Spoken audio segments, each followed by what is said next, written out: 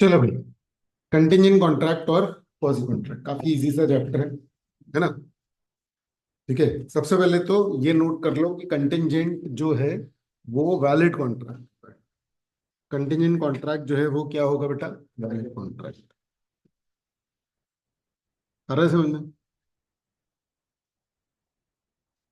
Contingent contract जो है वो वैलिड कॉन्ट्रैक्ट होगा, ये क्लियर है? Yes. ठीक है।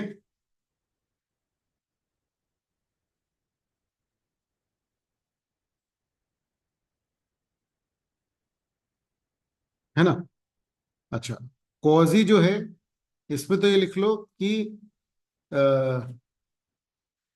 एक्चुअल में तो ये कॉन्ट्रैक्ट ही नहीं है।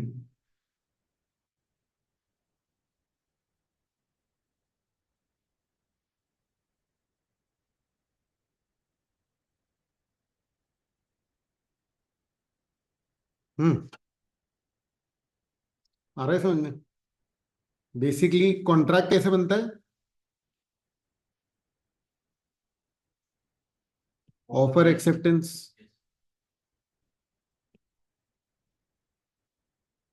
है ना? कॉजी कॉन्ट्रैक्ट ऐसे नहीं बनता। कॉन्ट्रैक्ट में ऑब्लिगेशन आती है ना, तो कॉजी कॉन्ट्रैक्ट में ऑब्लिगेशन बस कॉपी होती है। वो अपन देख लेंगे, वो लोगों के भले के लिए बनाया गया है ये प्रोविजन, कि किसी को पड़ा हुआ कुछ, किसी का सामान मिला, किसी को धोखे से किसी और की चीज मिल गई, तो आपके ऊपर वापस करने का ऑब्लिगेशन, इस तरीके से बनाया गया है कॉजी कॉन्ट्रैक्ट। लेकिन कंटिंजेंट थोड़ा प्रॉपर है। अच्छा, कंटिंजेंट जो है ना, वो एक ऐसा कॉन्ट्रैक्ट है जो ऑब्लिगेशन इमीडिएटली क्रिएट नहीं करता। कंटिंजेंट कॉन्ट्रैक्ट जो है वो इमीडिएटली ऑब्लिगेशंस क्रिएट नहीं करता। आ रहा है समझ में? ठीक है ना?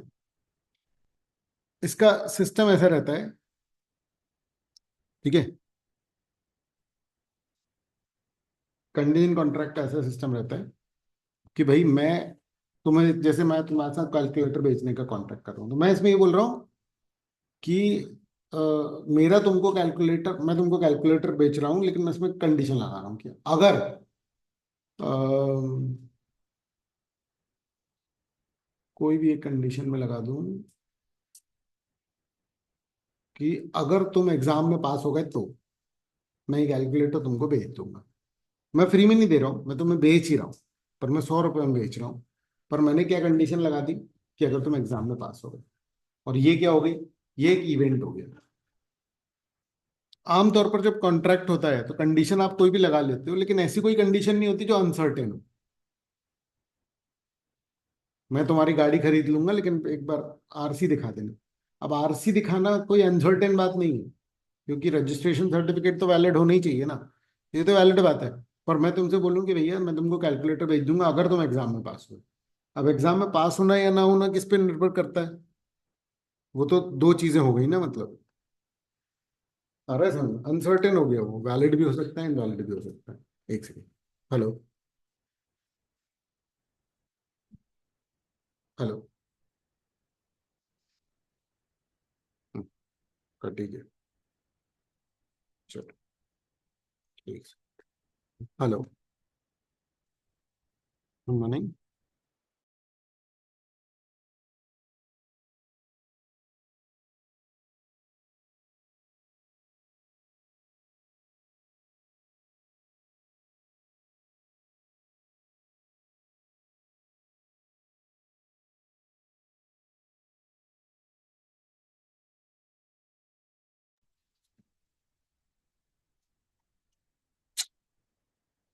इंटरनेट पे एक बार कोई चीज सर्च कर लो, उसको बेचने निकल जाते हैं लोग सब।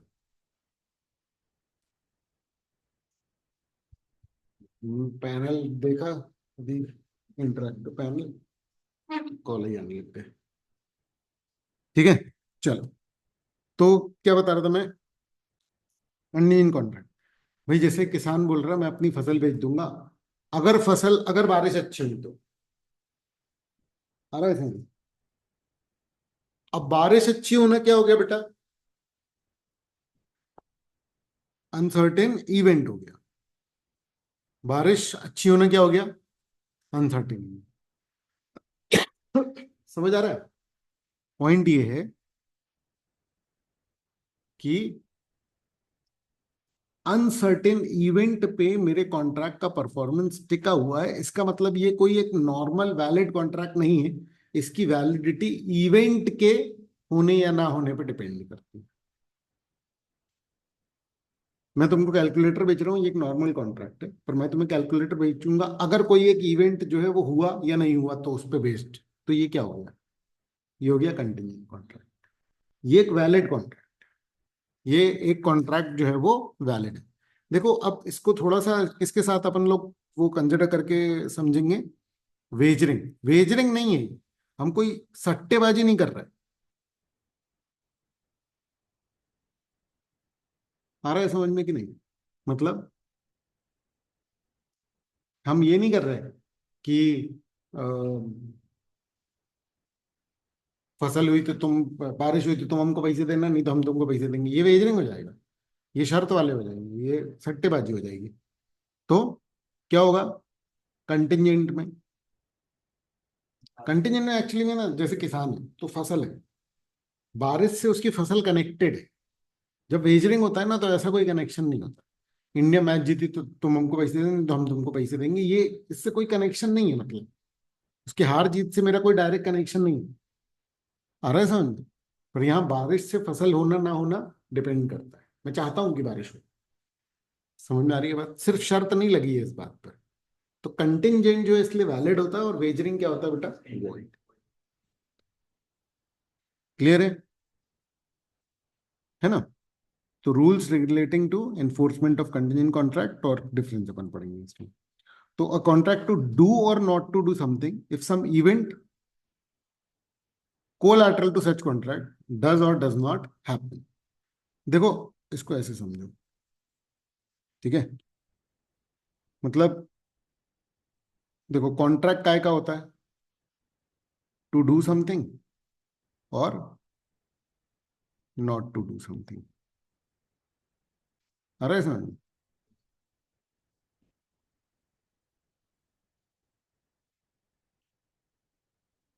If event happens, if event doesn't happen, है ना? और इसमें भी ये दो केस बन सकते हैं। इफ इवेंट हैपन्स और इफ इवेंट डजंट हैपन। पर ये ऐसे नहीं बना रखे इन लोगों ने चार केस, इन लोगों ने सिंपल एक दो ही बना रखे हैं, और उसके बाद फिर इन लोगों ने ना वो कर दिया है कि विद इन टाइम लिमिट अगर हुआ तो ऐसा। तो मॉड्यूल में हमको लिमिटेड केसेस देखने को मिलते हैं, कोई दिक्कत नहीं है। पॉइंट तो समझ ही गए होगे ना? अरे समझे कि भाई हम कार बेच देंगे टू डू समथिंग। समझ में रहे? हम 3 महीने तक कोई स्पोर्ट्स एक्टिविटी नहीं करेंगे। अरे समझ, कोई गेम खेलने नहीं जाएंगे, एनीथिंग। अरे समझ, नॉट टू डू वाले इनवैलिड नहीं होते, ये याद है ना?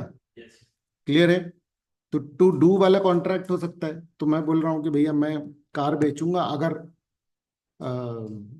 वहां आग लगी तो, मैं कार बेचूंगा अगर वहां आग नहीं लगी तो। अरे समझ, मैं कार नहीं बेचूंगा अगर वहां आग लगी तो। मैं कार बेचूंगा, मैं कार नहीं बेचूंगा अगर आग लगी तो या नहीं लगी तो, दो हो गए। समझ में आ रही है बात? तो कुछ करने का कॉन्ट्रैक्ट है बेस्ड ऑन इवेंट हैपनिंग और नॉन हैपनिंग, दो हो गए। कुछ नहीं करने का कॉन्ट्रैक्ट है बेस्ड ऑन इवेंट हैपनिंग और नॉन हैपनिंग। पर इसमें से ये चारों केसेस कवर नहीं किए मॉड्यूल में। अरे समझ में, अपन ऐसे मैथमेटिकली देखे तो चारों बनते हैं। यहाँ पर इंपॉर्टेंट क्या है कि इवेंट इज कोलैटरल, याद रखना। इवेंट क्या होता है? कोलैटरल। वेजरिंग में इवेंट मेन होता है, ठीक है ना? यहाँ इवेंट का कुछ नहीं करना है, मेरे को करना कॉन्ट्रैक्ट का है। पर इवेंट अगर होगा तो कॉन्ट्रैक्ट होगा। नहीं आया समझ में? इवेंट अगर होगा तो कॉन्ट्रैक्ट होगा।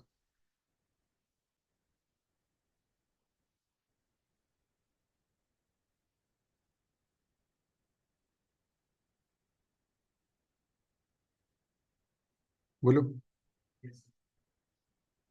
ठीक है। एब्सोल्यूट और contingent. Absolute contract, promiser must perform unconditionally, no event required। ठीक है।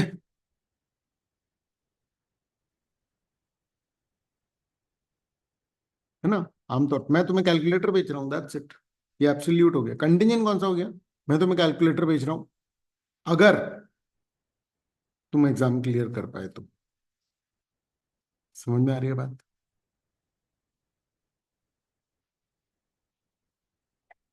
रीड करो इतना जितना हाईलाइटेड है। एग्जाम्पल्स पढ़ो दोनों।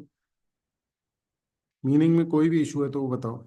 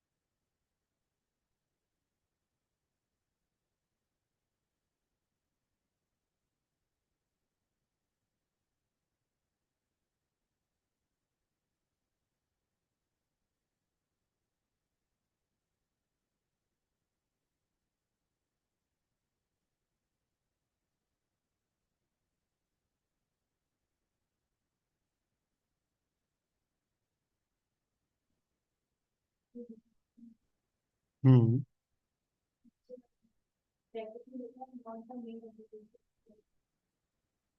मतलब देखो,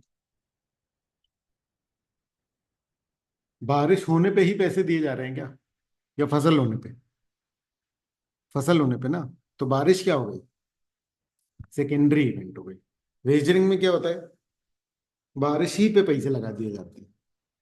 तो इवेंट जो होता है कंटिंजेंट में, वो कोलैटरल होता है। और इसमें मेन होता है वेजरिंग में। क्लियर है?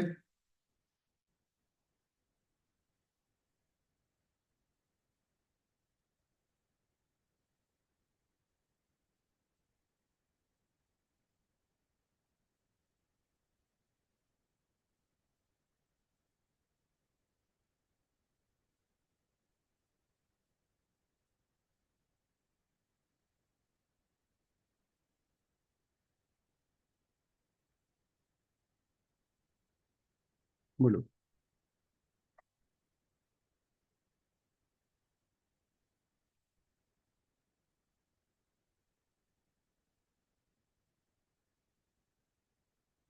तो जैसे कुछ जो सर्टेन इवेंट रहा तो उसके उसमें भी कॉन्टीजेंट। सर्टेन की बात है ही नहीं ना। इवेंट तो क्या चाहिए? इवेंट सर्टेन है तो फिर इससे बाहर निकल गए अपन। फिर अपन कंटिजेंट की बात ही नहीं कर रहे हैं, मतलब फिर अपन कुछ और ही बात कर रहे हैं। सर्टेन इवेंट में अनसर्टेनिटी नहीं है तो कंटिजेंट का तो बेस ही अनसर्टेनिटी है ना।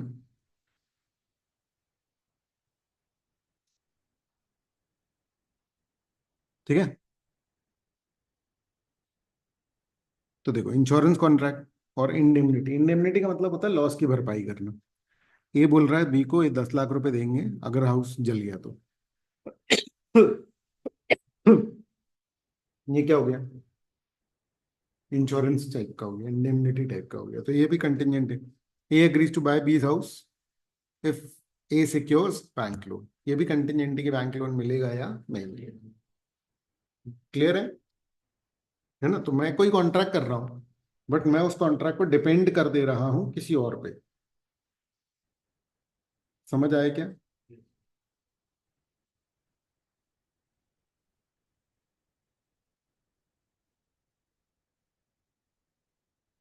ठीक है। कोलैटरल इवेंट का मतलब, कोलैटरल इवेंट जो है ना, वो डायरेक्ट कंसिडरेशन नहीं कहलाता।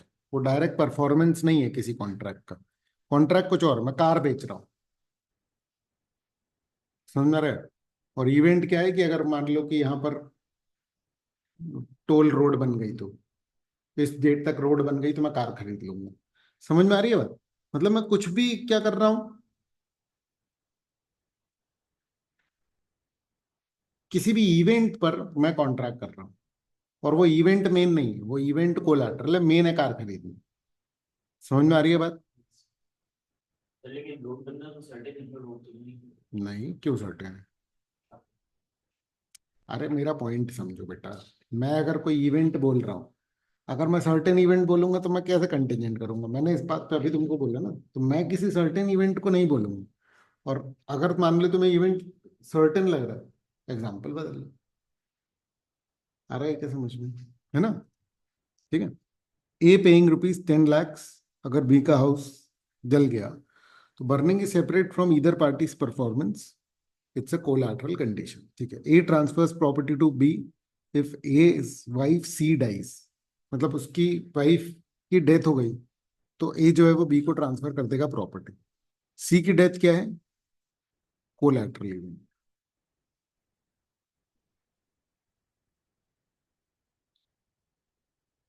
बोलो बोलो बोलो।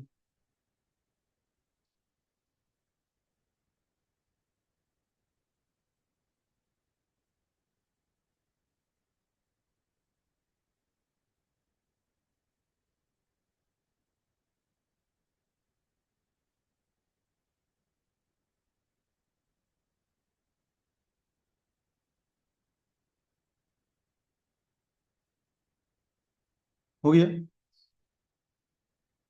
ठीक है। अब कंटिंजेंट कॉन्ट्रैक्ट में क्या क्या होता है।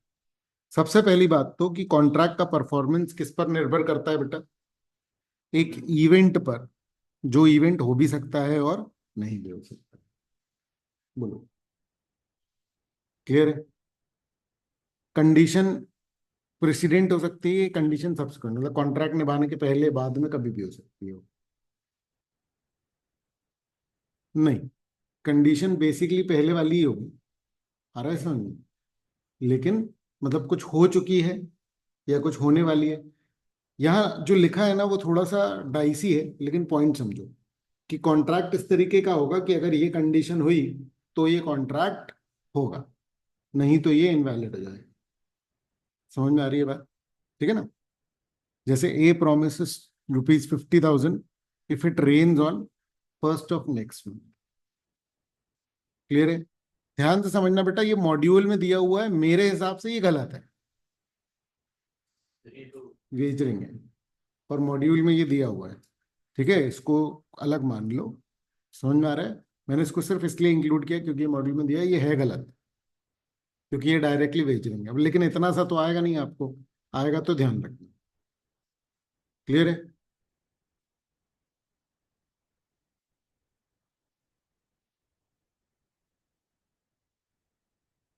इवेंट क्या होना चाहिए बेटा, कोलैटरल। इवेंट मेन नहीं हो सकता है।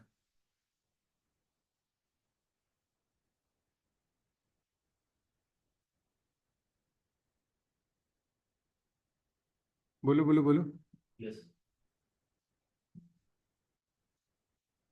If B must pay A only after A actually builds a house, that's conditional contract, not contingent, because building the house is the main performance.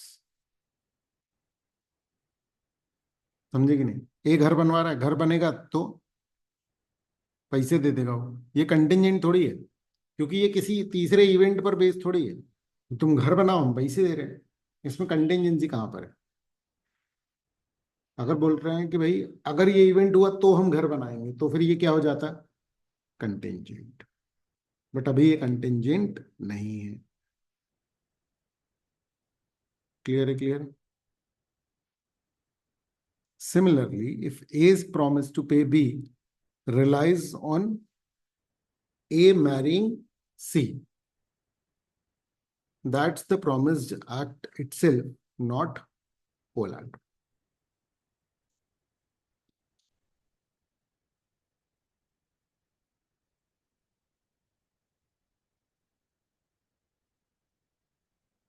समझ में आ रहा है? तो ए अगर बी को, बी ए बोल रहा है कि बी को पे करेंगे जब तुम्हारी शादी हो जाएगी सी से, तो ये क्या हो गया? ये डायरेक्ट एक्ट, शादी करो पैसे देंगे। कॉन्टिजेंट में भी तो ये पढ़ा ना, अगर तुम शादी करोगे तो देख। तीन चीजें, देखो सुनो, एक चीज समझना, किसान क्या बेच रहा था? फसल। किसके बेस पर? अगर वो बोले कि अगर मैं तुमको फसल बेचूंगा तो तुम 1 लाख दे देना, ये हुआ कोलैटरल? नहीं हुआ ना, क्योंकि हम इवेंट को थर्ड चीज चीज कंसिडर कर रहे हैं। यहाँ तो वो डायरेक्ट उसी में अगर लगा दे रहे हैं ना। एक ही शादी सी से होगी तो फिर वो क्या करेगा? पैसे दे देगा। इसमें इवेंट कहाँ है? और अगर तुम उसको इवेंट बोल रहे हो तो फिर कॉन्ट्रैक्ट कहाँ है? यस। नहीं आया समझ में? है ना? तो इवेंट और कॉन्ट्रैक्ट अलग अलग होंगे।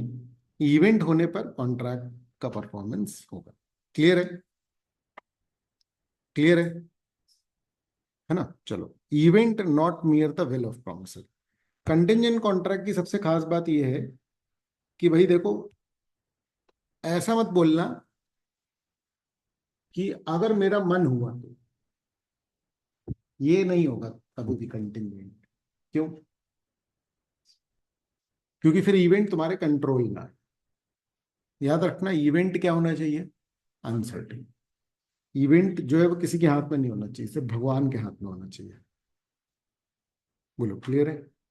अगर इवेंट किसी भी एक पार्टी के कंट्रोल में है तो क्या होगा बेटा?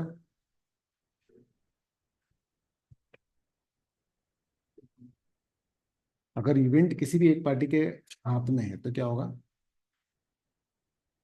नहीं नहीं, तो फिर वो कंटिजेंट नहीं होगा, बस ये। आ रहा है समझ में? There must be an actual uncertain event. Clear है? क्लियर है?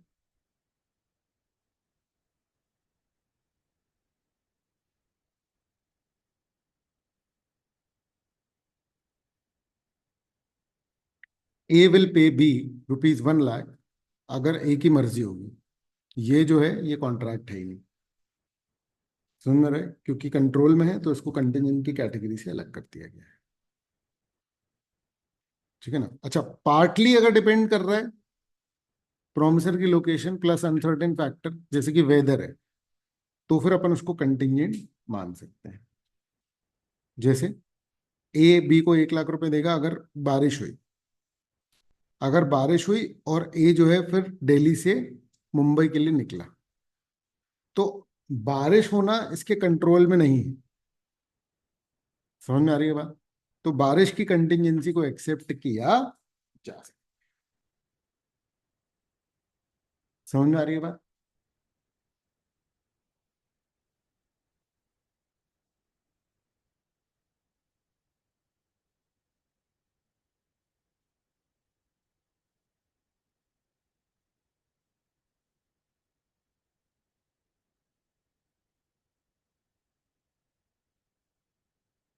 Yes sir. ठीक है। इवेंट क्या होना चाहिए बेटा? अनसर्टेन। अगर इवेंट सर्टेन है तो कॉन्ट्रैक्ट कंटिजेंट नहीं होगा। If official permission from the collector is virtually guaranteed, the contract isn't contingent because the outcome is effectively certain. यहाँ तक, यहाँ तक का रीड करो प्रॉपर।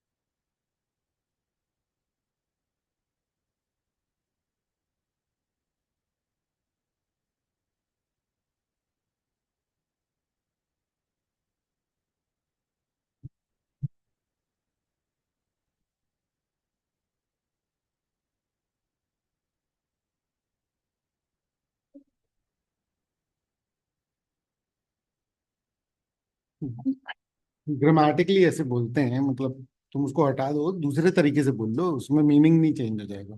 कहाँ पर है?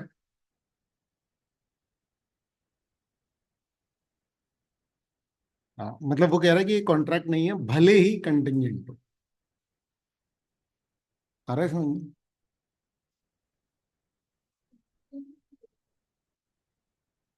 तेरा पॉइंट समझो।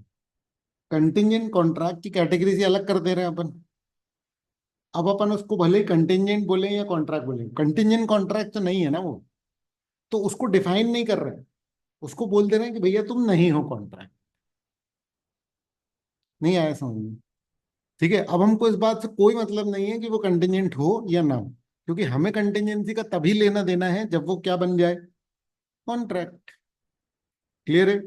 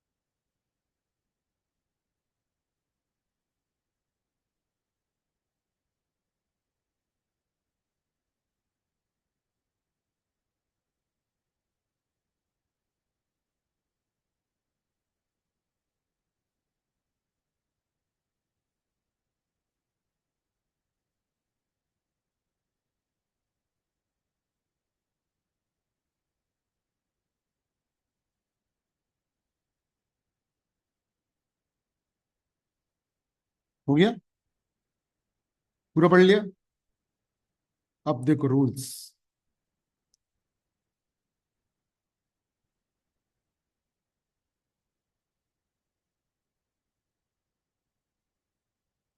ठीक है, section 32 to 36 of Indian Contract Act, है ना, lay down rules for enforcing contingent contract.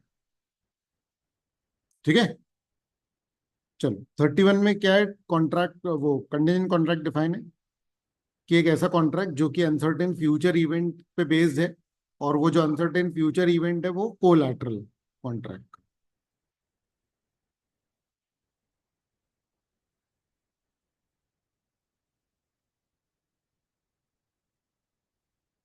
बोल।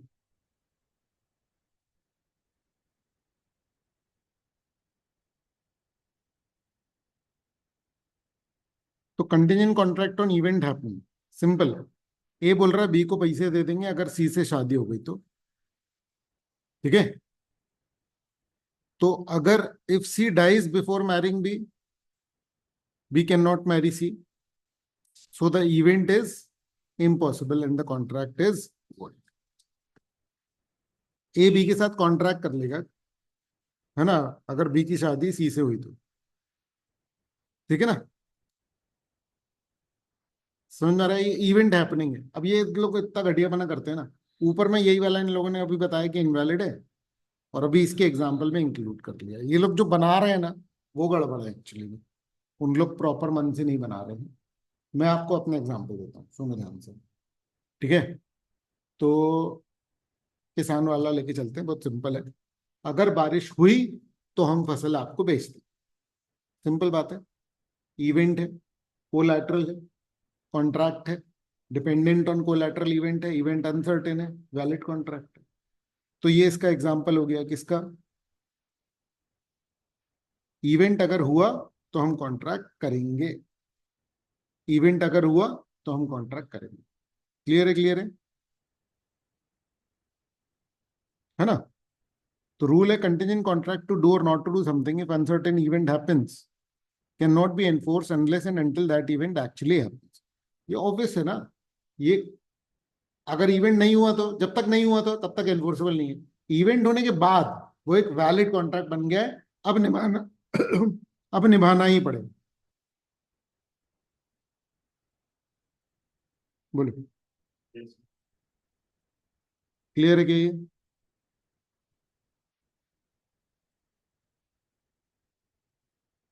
अगर इवेंट इम्पॉसिबल हो गया तो कॉन्ट्रैक्ट वाइड हो जाएगा, क्योंकि कॉन्ट्रैक्ट तो बेस्ड ही किस पर है, इवेंट के होने पर। तो इवेंट नहीं हुआ, इवेंट इम्पॉसिबल हुआ, कॉन्ट्रैक्ट क्या हो जाएगा बेटा? पहला टाइप। दूसरी, कॉन्ट्रैक्ट जो है वो किस पर बेस्ड है? इवेंट के नहीं होने पर। मतलब इवेंट नहीं हुआ तो हम आपके साथ कॉन्ट्रैक्ट करेंगे। मतलब ये कैसा है, समझो कि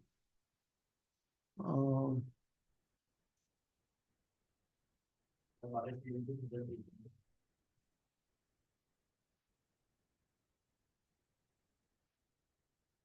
पॉलिटिकल आ रहे हैं ना माइंड में, आ रहा है समझ में, तो मैं चेंज करने की कोशिश करता हूँ। ठीक है ना?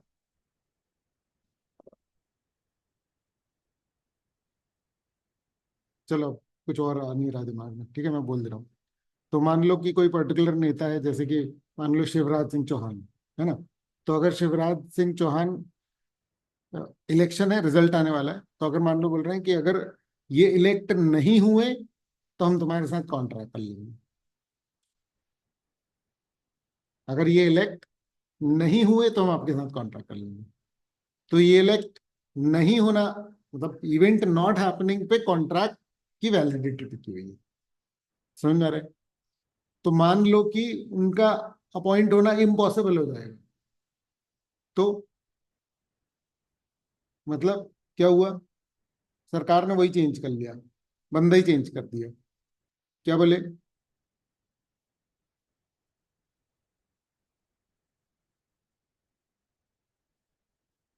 कि अब तो ये होंगे नहीं, मतलब बीजेपी सिलेक्ट भी हो जाए तो मोहन यादव जी बनेंगे सीएम।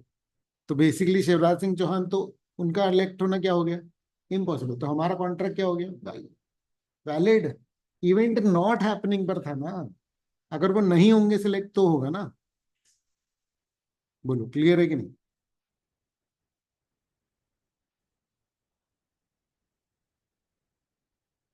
बोलो बोलो।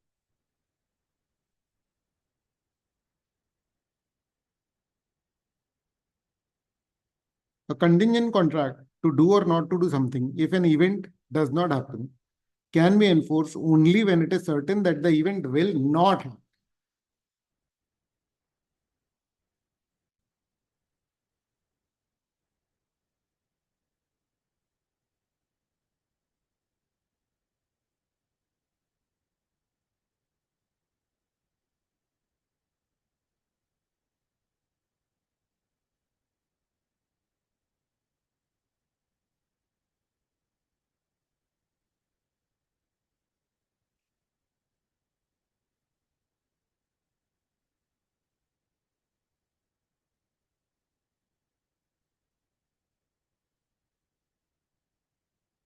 बोलो,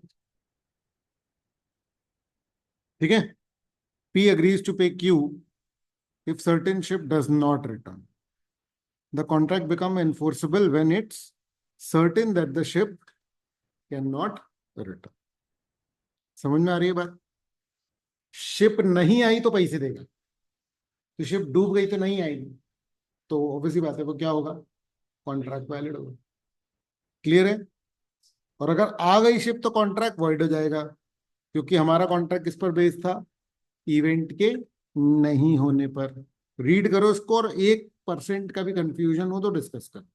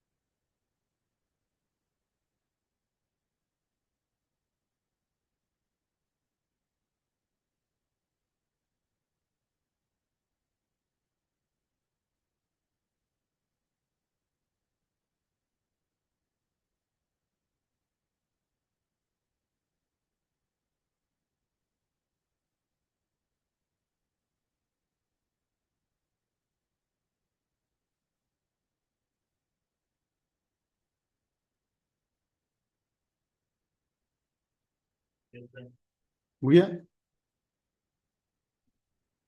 कोई कोई कंफ्यूजन तो नहीं है ना? तीसरा देखो, contract depending on persons conduct, मतलब कि अब ये मैं तुम्हारे साथ कॉन्ट्रैक्ट कर रहा हूं और किसी थर्ड पर्सन के कंडक्ट पर वो इवेंट बेस्ड, हमारे तुम्हारे कंडक्ट पे नहीं हो सकता क्योंकि फिर वो विल वाला हो जाएगा, फिर वो अनसर्टेन नहीं रहेगा। नहीं आया समझ में? है ना? तो एग्जांपल देखो, ए जो है वो बी को पैसे देगा, बी की अगर शादी सी से हो जाती है तो क्या होगा? सी की अगर शादी होगी तो उसको पैसे मिलेंगे, पर सी की शादी तो डी से हो गई, तो अब ये कॉन्ट्रैक्ट क्या हो जाएगा? कैंसिल। पर एक रैंडम पॉसिबिलिटी इन लोगों ने बना करके क्या बोला? रैंडम पॉसिबिलिटी बना करके क्या बोला कि इम्पॉसिबल हो गया, पर हाँ अगर डी की डेथ हो जाए और फिर वापस से सी से हो जाए तो फिर वैलिड होगा, लेकिन इतना कंसिडर नहीं कर रहे, कॉन्ट्रैक्ट वॉइड है।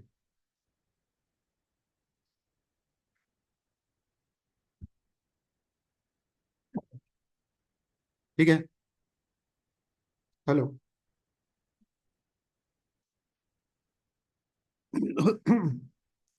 if a contract is contingent on how a living person will act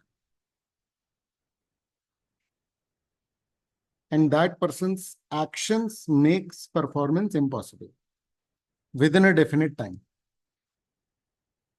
तो क्या होगा? The contingent event is deemed impossible.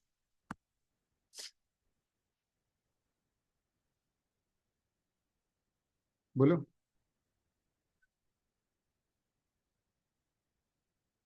ठीक है,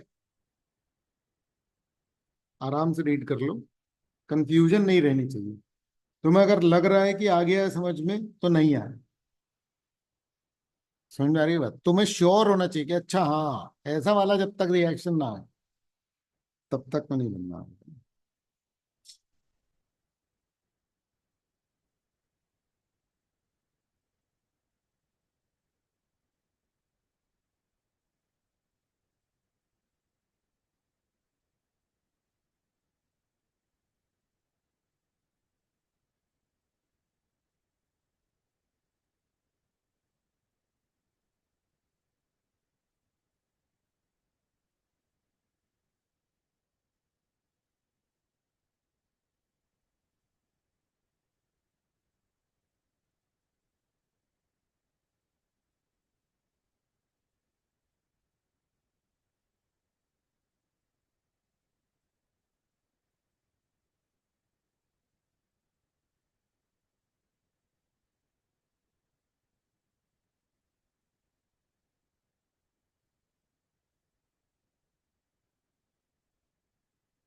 ठीक है, देखो डिपेंडेंट ने क्या बोला? Promise to marry the plaintiff after his father's death, कि फादर की डेथ हुई तो वो शादी कर लेगा, लेकिन डेथ के पहले उसने किसी और से शादी कर ली, तो कॉन्ट्रैक्ट कैंसिल हो गया क्योंकि इवेंट के होने से पहले ही उसने क्या कर लिया? किसी और से शादी कर ली। बोलो।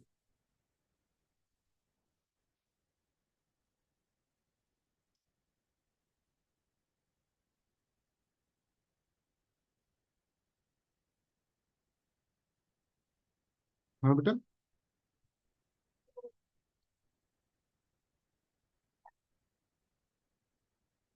इसमें कहाँ टाइम की बात है?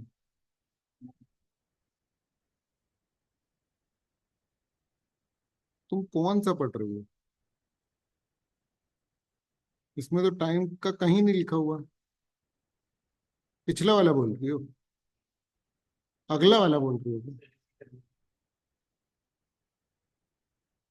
क्या तुम ये वाला बोल रही हो, डी वाला? सी वाला? अच्छा ये बोल रही हो? हाँ, देखो, मतलब इनडेफिनेट तो वैसे भी नहीं रहती कोई चीज, डेफिनेट ही रहेगी।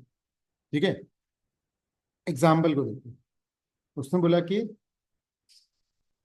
उसकी डेथ पे वो शादी करेगा, पर डेथ के पहले उसने किसी और से कर ली तो इवेंट इम्पॉसिबल हो गया। मतलब इवेंट इम्पॉसिबल नहीं हो गया, उसके लिए कॉन्ट्रैक्ट परफॉर्म करना क्या हो गया, इम्पॉसिबल। अब इसके हिसाब से समझे तो कॉन्ट्रैक्ट कंटिंजेंट है कि वो लिविंग पर्सन किस तरीके से एक्ट करेगा, और उस पर्सन ने अगर परफॉर्मेंस को इम्पॉसिबल बना दिया एक गिवन टाइम में, मतलब मेन टाइम आने से पहले ही, इवेंट के होने के पहले ही, within a definite time को ऐसे समझो कि बिफोर द इवेंट, अगर मान लो उसने क्या किया, इम्पॉसिबल बना दिया। नहीं आया समझ में? क्लियर है? उसका यूज नहीं है बस। क्लियर है?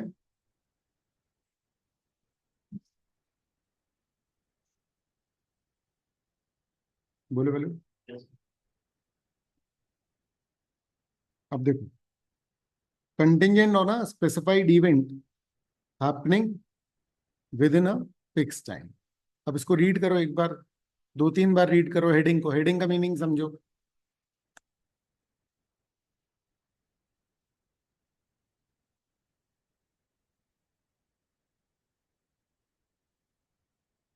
सुनो, अगर शिप वापस आ गई तो पैसे देंगे, अगर शिप एक महीने के अंदर वापस आ गई तो पैसे देंगे। डिफरेंस समझ में आ रहा है? पहला वाला जेनरिक कंटिंजेंट है, दूसरा वाला भी कंटिंजेंट है लेकिन एक स्पेसिफाइड टाइम। तो एक महीने में नहीं आई या डूब गई तो कॉन्ट्रैक्ट कैंसिल। ठीक है ना? तो अ कॉन्ट्रैक्ट टू डू और not to do something if an event happens within a specified time, वो इन्फोर्सेबल कब होगा, जब विद इन दैट टाइम क्या हो जाए, इवेंट हो जाए।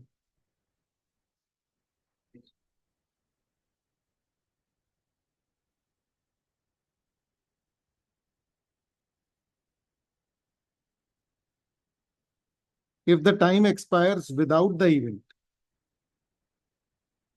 और इवेंट इम्पॉसिबल हो जाए, तो कॉन्ट्रैक्ट क्या हो जाएगा,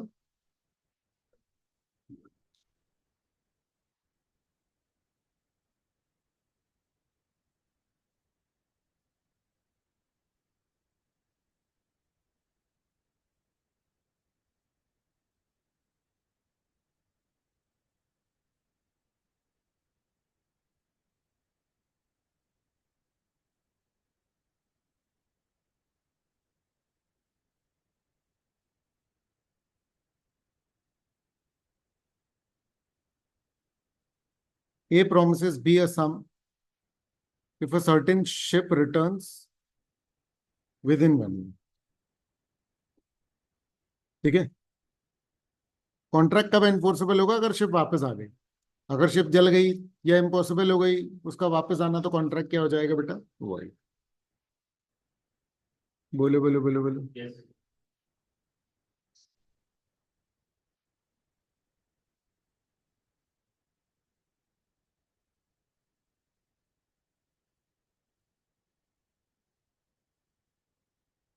ठीक है ना?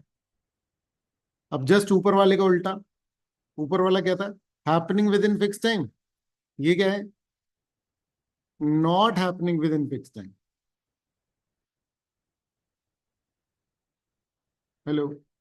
Yes. तो मतलब अगर इवेंट नहीं हुआ तो कॉन्ट्रैक्ट वैलिड हो जाएगा।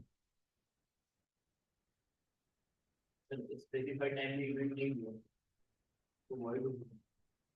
कॉन्ट्रैक्ट ही ये है कि नहीं हुआ तो वैलिड होगा। नहीं समझे?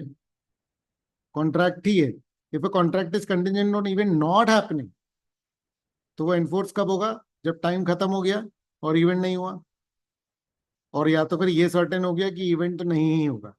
तो इवेंट नहीं होगा तो कॉन्ट्रैक्ट क्या हो जाएगा, हो जाएगा।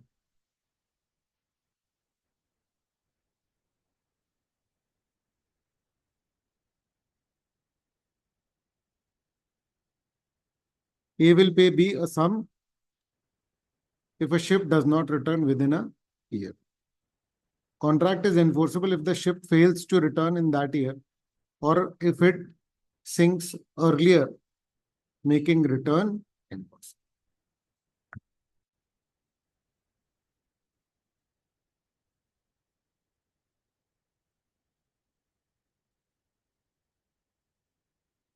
बोलो बेटा।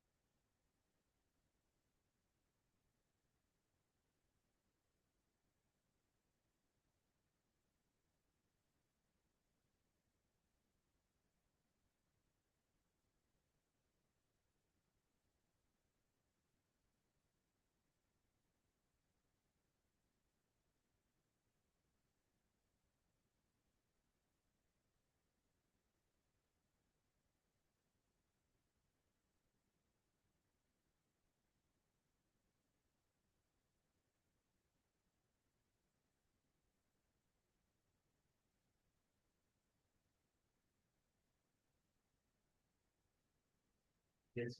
ठीक है। अच्छा, इम्पॉसिबल इवेंट पे है तो वॉइड ही है, क्योंकि कंटिंजेंट में तो अनसर्टेन का मतलब क्या होता है, या तो हो या तो ना हो। अगर श्योर है नहीं होना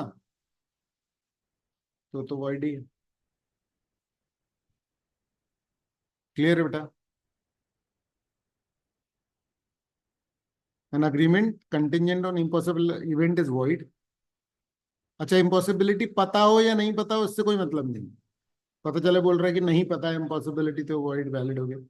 इम्पॉसिबिलिटी कभी भी अगर नहीं भी पता है ना, तो भी अग्रीमेंट या कॉन्ट्रैक्ट वॉइड ही होगा। क्लियर है क्या? ए प्रोमिस टू पे ₹1,00,000, अगर सूरज पश्चिम से उग जाए तो इम्पॉसिबल है। अच्छा, ए एक्स जो है वाई को ₹1,00,000 देगा अगर दो स्ट्रेट लाइन मिल जाए तो। क्या बकवास है, वॉइड। आ रहा है समझ में बेटा?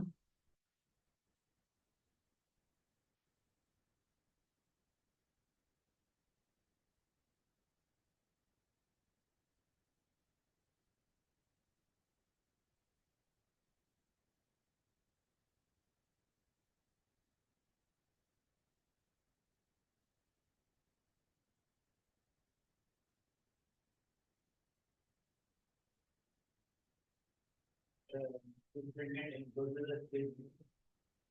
अरे सीधी लाइन है, मिल जाए, ठीक है।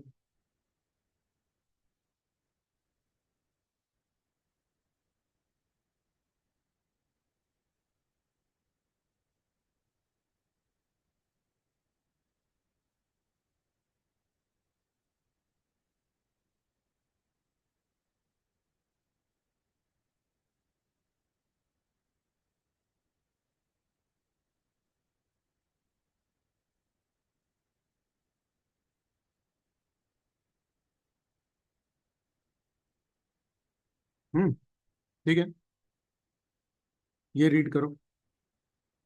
अच्छा नहीं, ये तो वेजरिंग वाले नहीं बता। कंटिंजेंट और वेजरिंग, सबसे पहली बात तो कंटिंजेंट वैलिड होता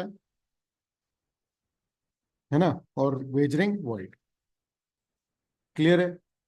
फिर अच्छा, इसमें इवेंट कोलैटरल होता है।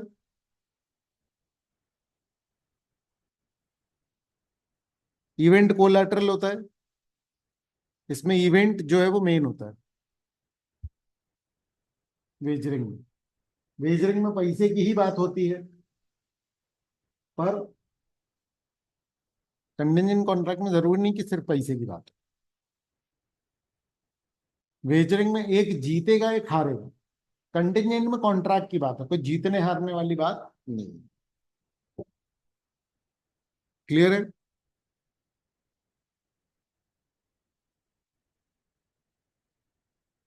ठीक है। Parties usually have no real interest, मतलब वेजरिंग में उनका इवेंट में कोई इंटरेस्ट नहीं होता, जबकि इसमें किसान को बारिश में इंटरेस्ट है कि भैया मेरी फसल जो है वो हो जाए। बोलो, क्लियर है?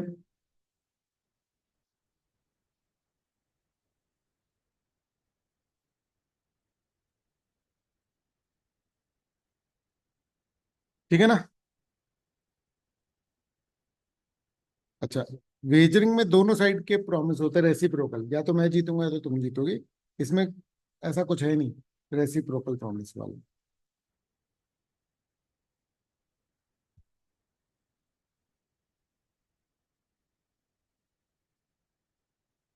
ठीक है ना।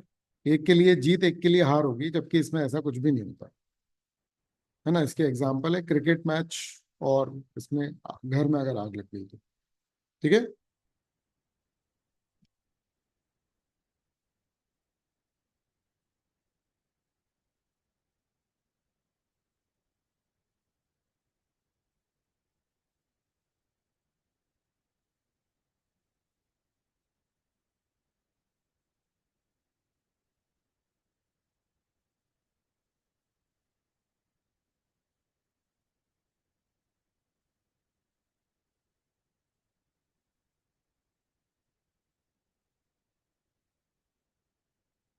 करो रीड।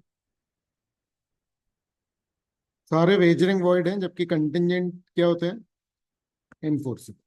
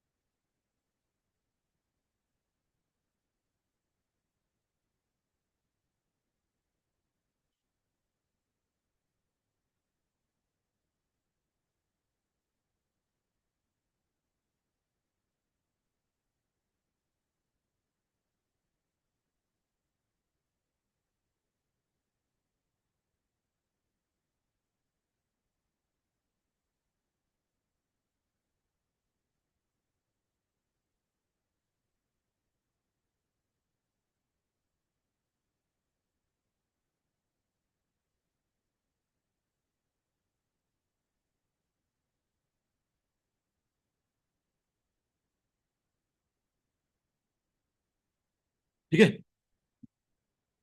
चलिए, आ रहा हूँ।